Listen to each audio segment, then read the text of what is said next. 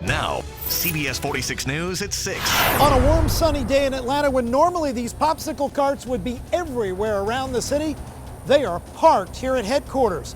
I'm Adam Murphy. I'll explain how the coronavirus threat is having a big impact on small business.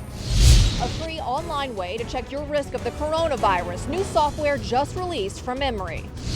The number of coronavirus cases the VA is investigating continues to grow. Coming up, I have the latest numbers and what the VA is doing to stop the spread.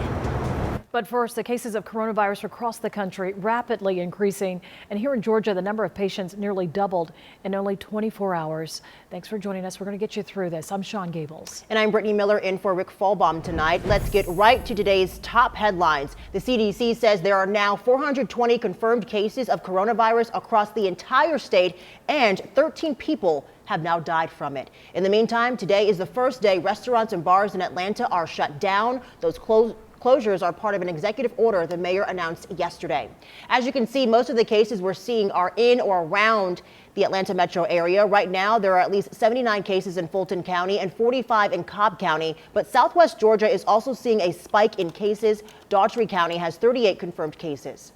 Tonight, we have full team coverage of the pandemic. Our CBS 46 team all over the metro area, gathering the information you need to know. For one of Atlanta's most popular businesses, though, sales are down nearly 70% this week. Coronavirus concerns forced the popsicle business to park dozens of their carts. CBS 46's Adam Murphy shows you how this small business is trying to survive. On a warm, sunny day in Atlanta, this is not what you would expect to see on the second day of spring.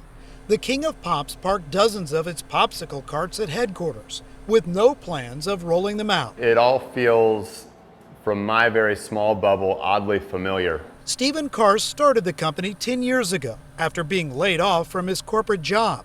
And now he finds himself in familiar territory. We should be celebrating our 10th birthday. We would pretty easily been a $10 million company this year. Instead, I think it's just like, what can we do today so we're still in business tomorrow? Business is down nearly 70% due to the coronavirus, and he just made the difficult decision to furlough roughly 100 part-time employees. We've got a whole lot of pops in the freezer that we were kind of stocking up ready to sell. So we've got those to sell, but we're low on the kind of the cash side, so figuring out ways to get those out to people is what we're trying to figure out now. His only hope at the moment is to increase his wholesale business with grocery stores, which currently accounts for just a third of his sales. It feels like we are 100% back to exactly where we started.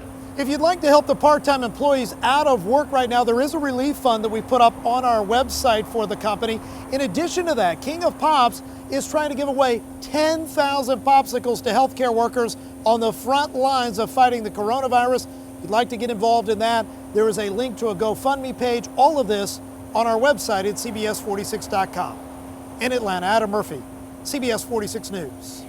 The iconic Varsity restaurant in Atlanta is closed for at least the next 2 weeks. The president of the Varsity telling CBS 46 they were unable to properly practice social distancing because of so many customers and employees interacting at the drive-in. The Varsity in Athens is also closed for 2 weeks because of restrictions put in place by the city. And Boogaloo Restaurant and Lounge says it had to lay off 50 employees because of the city's ban on dine-in service. The general manager says the restaurant is now offering delivery and takeout for the first time ever. In an effort to help those restaurants that are closing down, Atlanta Mayor Keisha Lance Bottoms announced today those businesses will be able to sell alcohol to go. In an interview with CBS 46's Karen Greer, the mayor told us the goal is to make this transition as beneficial as possible for business owners. And alcohol sales are a big revenue driver for the industry. So we are trying our best to be mindful of what the concerns are out there, and certainly any opportunity for our bars and our restaurants to continue to keep people working and to continue to keep their revenue up. We'll work and do whatever we can do to make it happen. Now, it is important to know this only applies to unopened alcoholic beverages, and the order only mentions wine and beer, not liquor. This will be in place for 60 days. With just about everything closed during this pandemic, people are getting creative with finding, things to do. Gyms are closed, but that didn't keep this crew of 8 from getting in a sweat session outside. Look at them go. They worked out while remaining socially distant, of course. Driving ranges are also closed, but we found one woman, just practicing her swing at Piedmont Park casually. And how cool is this? We found this Emory School of Medicine grads finding out where they'll go for residency. Madison Malone says she's headed to San Francisco, a hot spot for coronavirus cases. I think if anything, they need physicians there, and I'm happy to be one of those people. And they were definitely going to fill no matter what, so I don't think there was going to be a shortage, but just to be able to be one of the doctors caring for a lot of people that are really sick there right now, I think is going to be really meaningful. Congratulations to them, by the way. Match day is usually done in a special ceremony at the university, but like everything else, it was canceled over coronavirus concerns. Oh, what a day. It was gorgeous outside. We reached the low 80s. It was really nice. We had lots of sunshine. Now those clouds are starting to build in. I want to show you a live look outside on CBS 46 Pinpoint Camera Network. This is over Centennial Olympic Park. You see the Ferris wheel spinning there, and the skies are cloudy. So those clouds already starting to build in, and that's a sign of things to come. Clouds will continue to increase, and then late tonight, we will see some rain back in the forecast. Right now, still feels nice. The clouds have cooled us down a couple of degrees. 79 degrees outside in Atlanta. Winds out of the southwest, bringing that warm, humid air. Winds will transition out of the northwest tomorrow behind that front, and we are going to see cooler temperatures. Instead of highs in the 80s, we'll see highs in the mid to low 70s. Right now, 74 in LJ, 82 in Athens, 80 in LaGrange. So still warm outside and still mostly dry, with the exception of northwest Georgia. That's where that rain's starting to move in, starting to enter far western Floyd County, starting to enter far northern Gilmer County. That line will dissipate and fizzle as it moves to the south and east. So it's not going to be nearly as organized. It's not going to be nearly as heavy as it makes its way into metro Atlanta. In fact, I'm going to take you hour by hour here, but first I want to zoom out and show you where that lightning is, mainly across far eastern Tennessee. Notice how, as we put this in motion, there was a lot of lightning just about an hour or two ago, and notice how that starts to fizzle as well. So this line is weakening, which is a good thing as it moves over our area. We're just barely in that level 1 risk of severe weather across far northwestern Georgia. Again, because this is weakening, I don't expect a major impact. Just want to let you know, as it does move into the state, a very low risk of severe weather.